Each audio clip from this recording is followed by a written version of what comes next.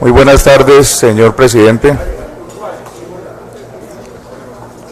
Un saludo a los colegas, saludo al señor ministro del Interior, al señor viceministro, a los medios de comunicación y a quienes nos acompañan en este importante debate de este proyecto de acto legislativo. Este proyecto de acto legislativo tiene por objeto reformar la Constitución política, modificando varios de sus artículos para desarrollar el punto 2 del acuerdo Santos-Timochenko, en el cual fue garante Nicolás Maduro.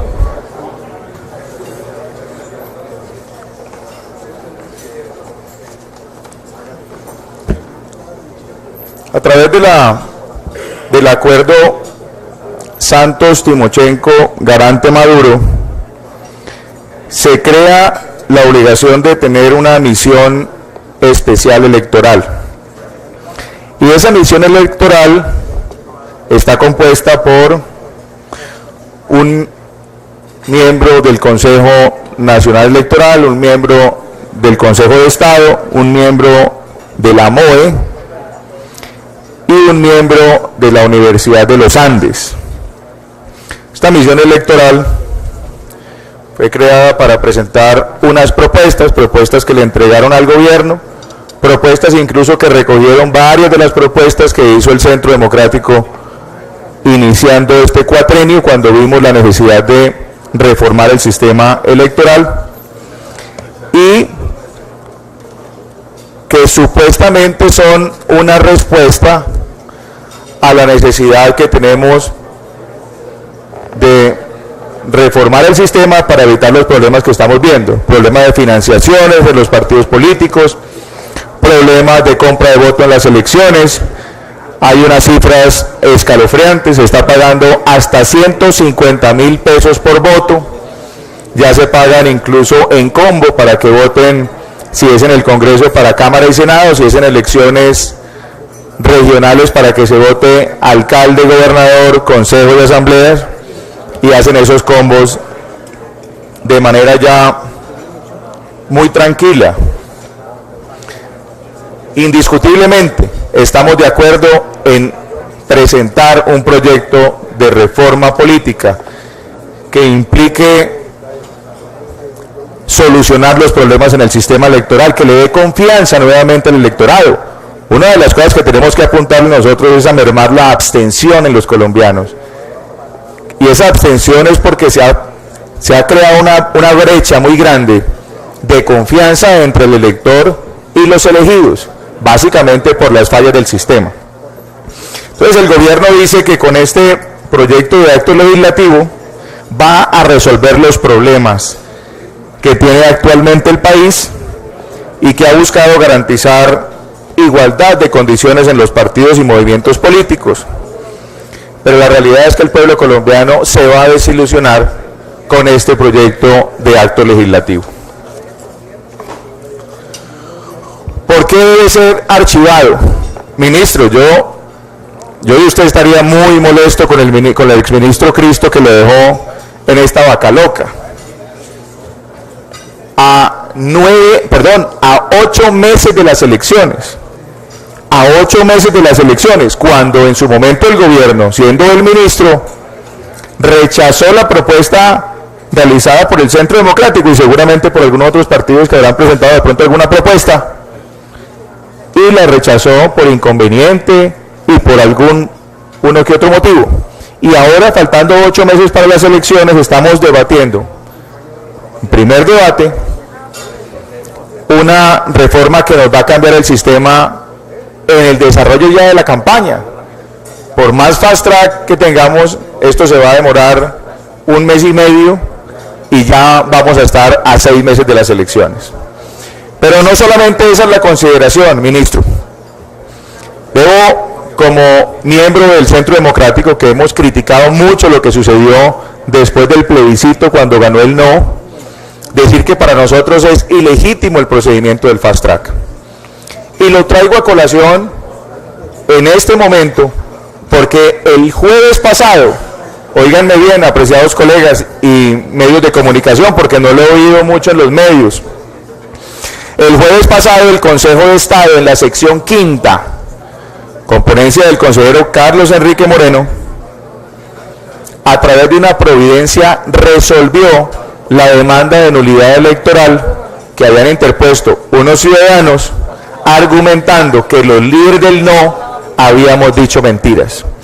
Aunque no se necesitaba prácticamente este reconocimiento del Consejo de Estado, porque la implementación nos ha estado dando la razón en toda la advertencia que hemos realizado, es muy importante y va a quedar para la historia que de esta manera el Consejo de Estado dejó en firme el triunfo lícito del no en el plebiscito. Esto nos lleva también a plantear qué es lo que se ha estado tramitando bajo el desconocimiento del mandato ciudadano y el desconocimiento también de la Corte Constitucional en su momento, que en sentencia 379 del 2016 había dejado claro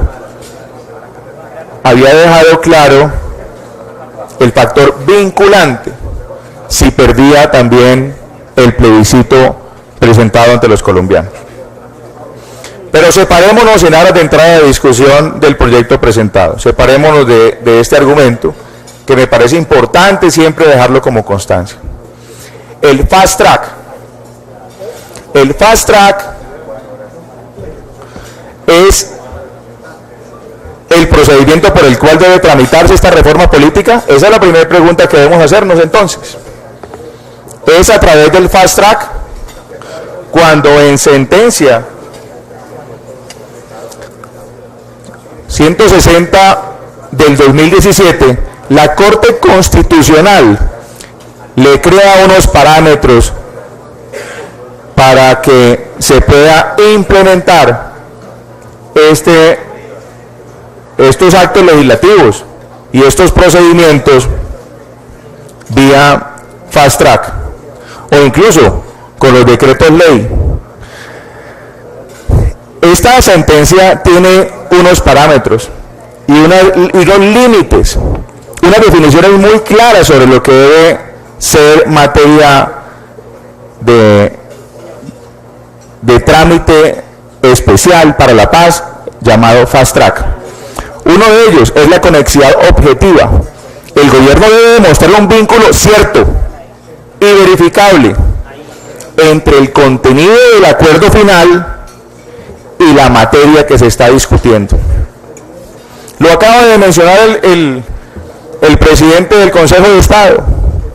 La conexidad objetiva es la necesidad que tiene el gobierno de demostrar un vínculo verificable de los contenidos del acuerdo final y la materia de la norma respectiva.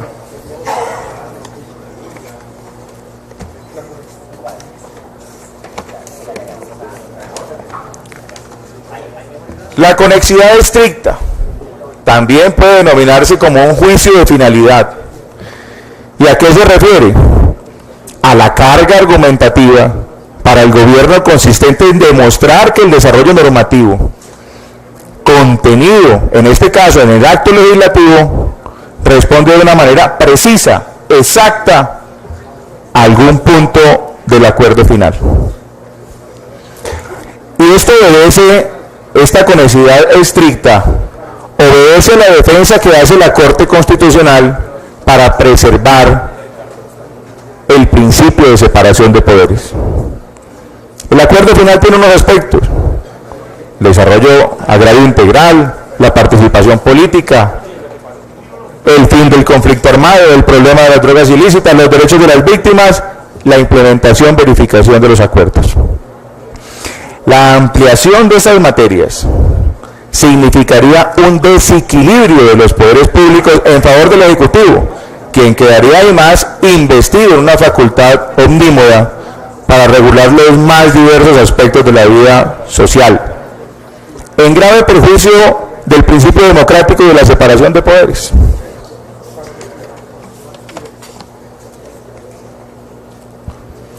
En esta valoración hay dos aspectos que me parecen muy importantes, o dos niveles. Primero, el gobierno debe identificar cuál es el contenido preciso del acuerdo materia de implementación. Y el segundo, demostrar que esa medida respectiva está vinculada con dicho contenido. Si no lo hace, se está incumpliendo esta condición de conexidad estricta. Y la conexidad suficiente, que está vinculada al deber del gobierno de demostrar el grado de estrecha proximidad entre las materias objeto de regulación por parte del acto legislativo en este caso y el contenido preciso del acuerdo que se pretende implementar. Esta conexidad suficiente obliga al gobierno a argumentar y dejar muy claro en la motivación el porqué de las normas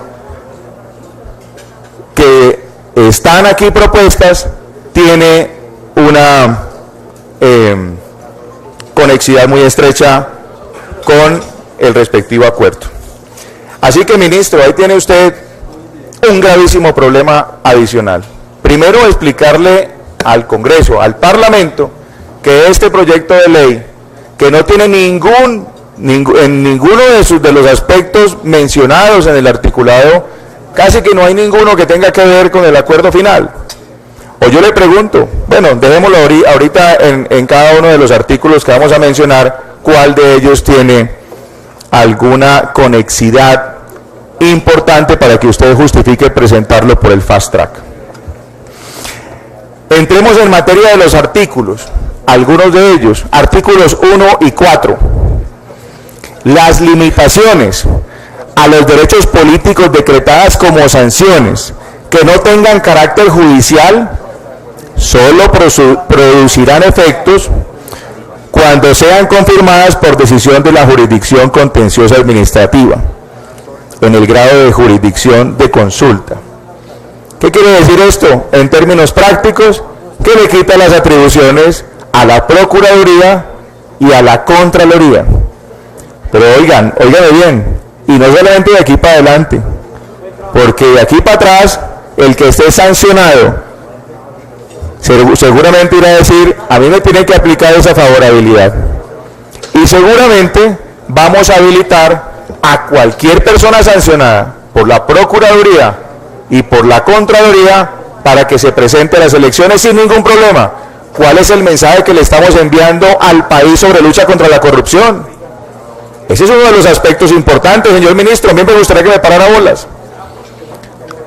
Óigame bien, señor ministro, ¿qué mensaje le estamos dando al país si hoy el país está preocupado con la lucha contra la corrupción y hay fallos, hay sanciones multimillonarias como la que tiene el señor Petro,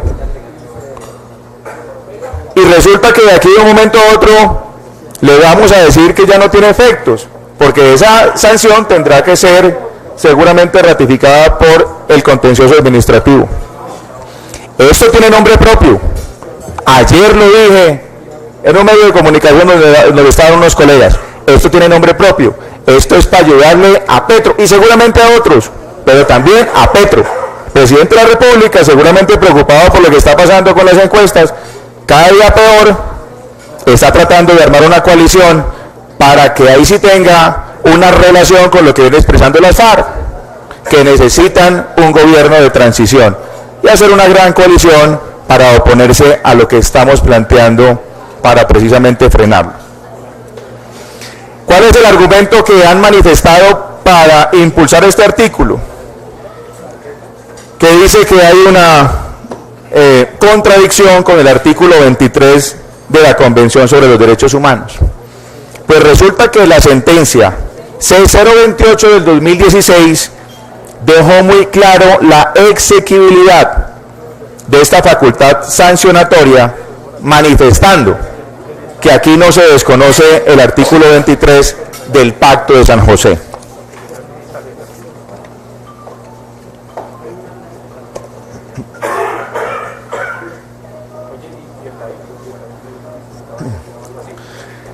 Y quiero además decir lo siguiente.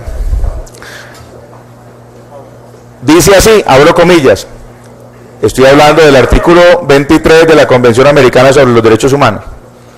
La ley puede reglamentar el ejercicio de los derechos y oportunidades a que se refiere el inciso anterior, exclusivamente por razones de edad, nacionalidad, residencia, idioma, instrucción, capacidad civil, mental o condena por juez competente en proceso penal.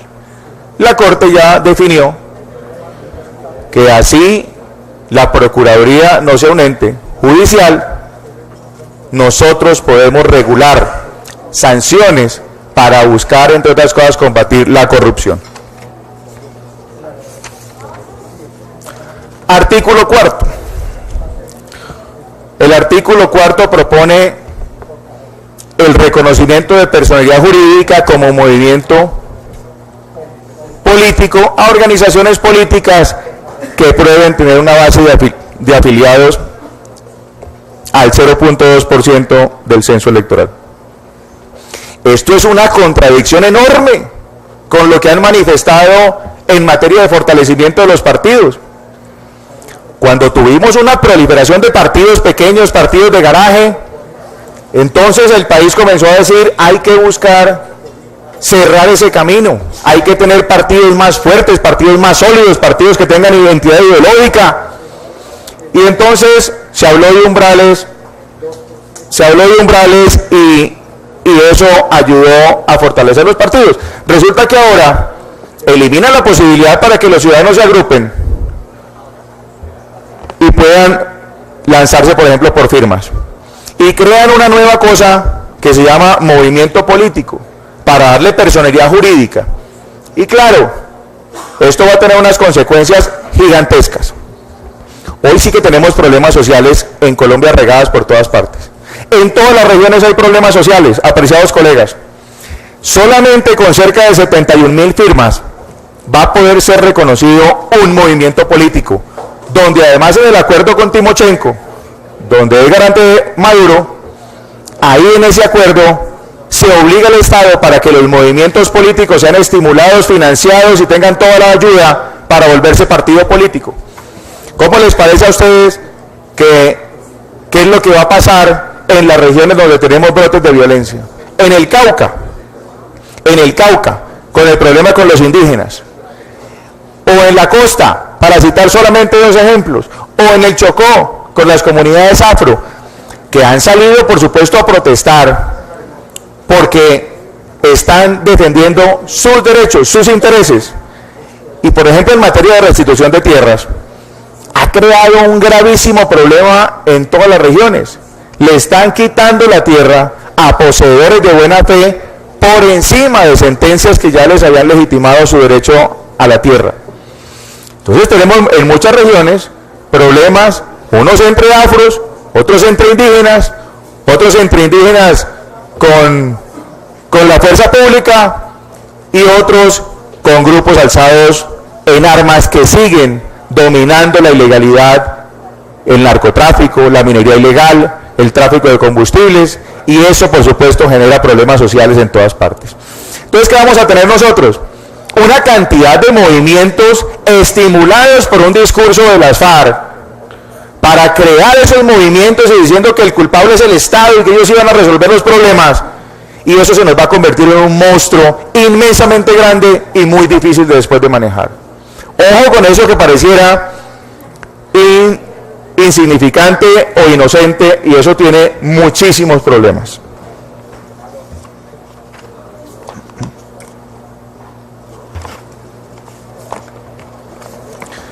Miremos el artículo 7. ¿Qué tiene que ver limitar los periodos a 2 o a 3? Porque creo que cambiaron la ponencia, como está hoy, para Senado, para Cámara de Representantes y Asamblea, con el acuerdo final. Bueno, los otros artículos que le hice me olvidó hacer la pregunta, los voy a hacer en todos. ¿Qué tiene que ver eso con el acuerdo final? Nada. Nada. Y si querían impulsarlo, pues ayúdenos. El Centro Democrático, con liderazgo de Samuel Hoyos, presentó un proyecto para inclusive limitar la participación la elección a solamente 2 veces. 2 veces. Aquí la acaban de subir a 3. Eso no tiene nada que ver con el acuerdo Santos-Timochenko, donde Maduro es el garante. Artículos 8 y 9. Artículos 8 y 9 dice, bueno, para evitar la lectura de lo que dice el artículo, lo que quieren es reducir la edad de quienes pueden aspirar al Senado de 30 a 25 años y en la Cámara de Representantes de 25 a 21. Había unas consideraciones para que quienes lleguen al Congreso por lo menos tengan, no más que una edad, yo diría, una madurez y un conocimiento producto de la experiencia de lo que significa la formación académica. Y ahí se podría decir que vale la pena de pronto bajarlo, pero esa yo diría que no es la discusión en realidad que están buscando los colombianos. Los colombianos estarían dispuestos más bien a escuchar cómo se reduce el número de congresistas. Eso sí vale la pena plantearlo. O incluso demos un debate a fondo para ver cómo volvemos este Congreso unicameral. Eso es otro debate importante. Miremos a ver cómo nos sintonizamos con los colombianos. El estimular a los jóvenes, ya lo hemos nosotros de alguna forma manifestado. Si eso es lo que querían, ¿por qué no apoyaron los proyectos del Centro Democrático? En estos artículos 10, 12 y 13 se habla de la pérdida de investidura. Pérdida de investidura para los miembros de corporaciones públicas, que estará de aquí en adelante, doctor Silvio y viceministro, estará de aquí en adelante limitada por el tiempo que establezca la sentencia, cuando antes la pérdida de investidura le decretaba, para decirlo en términos sencillos, la muerte política. Entonces, lo que hay aquí no es una reglamentación, que en algún momento debería tocarse, cómo se reglamenta el tema de la pérdida de investidura, sino hay una desnaturalización de la pérdida de investidura. ¿Y esto a quién esto le sirve? Esa es una pregunta que tenemos que hacernos. ¿Quién es el que nos está metiendo esto? Ministro, ¿esto a quién le conviene? ¿A quién quieren ustedes sacar que hoy tiene pérdida de investidura? Esa es una pregunta muy importante que nos deben contestar. Artículo 17. Nuevo esquema funcional y estructura del Consejo Nacional Electoral. Esto sí que es una burla impresionante. Aquí no le cambian sino una sola letra al Consejo Nacional Electoral y lo convierten en Consejo Electoral Colombiano. ¿Qué dice? Que hay que cambiar el sistema de elección de los magistrados. ¿Para qué? Porque la crítica es que los magistrados del Consejo Nacional Electoral tienen un origen político y entonces hay que cambiar el origen político. Aquí voy a hacer un paréntesis. Todos los que dicen esto aprobaron y estimularon y justificaron en los medios de comunicación y en diversos debates que el Congreso de la República, sin tener la facultad, pero lo argumentaron, refrendara el acuerdo Santos-Timochenko, del cual Maduro es garante. Y dijeron que el Congreso estaba legitimado para hacerlo porque el Congreso tiene una representación del pueblo colombiano. ¡Ay, qué bonito! Entonces para unas cosas lo justifican, pero para otras dicen que como tiene un origen político y se elige en el Congreso, que eso hay que cambiarlo. Ese paréntesis vale la pena tenerlo en cuenta porque es una discusión muy importante para hacerla de fondo.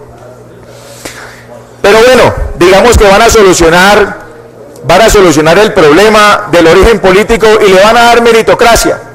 ¿Cuál es la meritocracia que le están dando aquí a este Consejo Electoral colombiano si la forma de elegir, óiganme bien, a los medios, a los colegas, a los colombianos, es 3 magistrados elige el presidente de la República, 3 magistrados elige el Congreso de la República y 3 magistrados son elegidos, uno por cada uno de los presidentes de las altas cortes.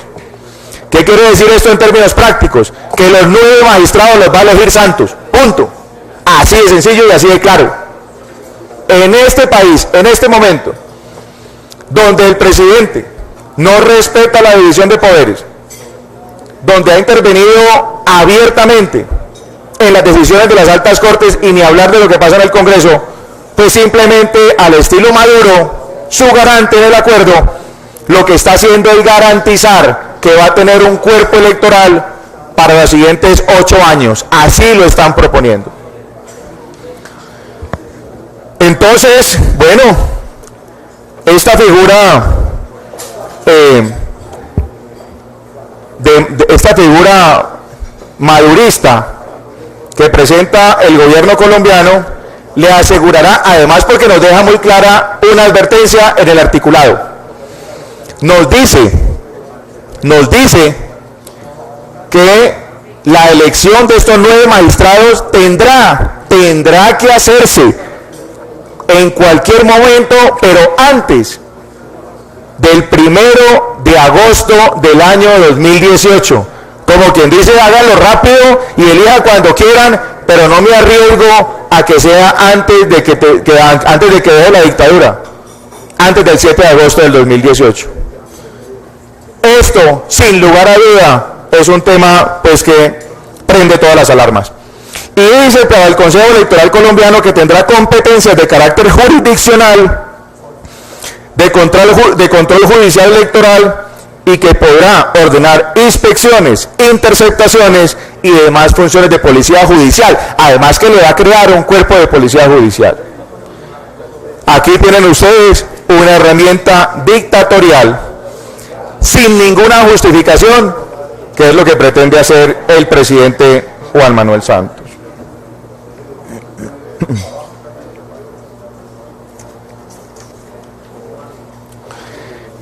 Ahora miremos el artículo 16. Antes de pasar al artículo 16, ¿y cómo ven el tema del voto electrónico? ¿Cómo les parece a ustedes lo del voto electrónico? No me digan ustedes que el voto electrónico en Venezuela, el pasado domingo, los dejó tranquilos. Cuando dijeron que habían votado más de 8,5 millones de venezolanos, y lo que se ha establecido es que votaron escasamente 2 millones. Todo esto le crea más inconformismo, más dudas y una distancia mucho mayor en lo que tiene que ser la construcción de confianza al sistema electoral colombiano. El único que queda confiado aquí es Santos y sus socios, las FARC. El artículo 16. Óiganme bien este argumento. El artículo 16, listas cerradas. ¿Listo? Vamos a jugar las listas cerradas. Por eso la vamos a hacer mediante el fast track. El fast track, porque necesitamos hacerlo rapidito, urgente. No nos podemos demorar 3 y 4 meses, tiene que ser en 1 mes y medio. Y por eso la urgencia de la lista cerrada para el 2022. Explíqueme, ministro, usted, ¿cómo usted mete un artículo por fast track con urgencia para el 2022? Eso no tiene ninguna justificación.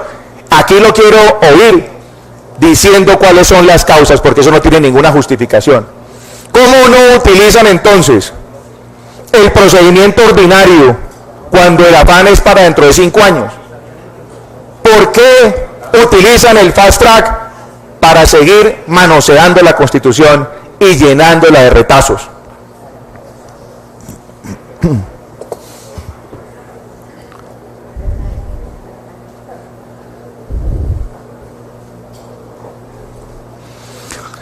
Aquí habían dicho que había que entregarle una financiación y había que legislar rápidamente para las FARC. ¿Ya lo han hecho? Aquí le aprobamos un acto legislativo para que pudieran financiar su partido político, para que pudieran financiar con mucho más recursos que los demás partidos su centro de pensamiento.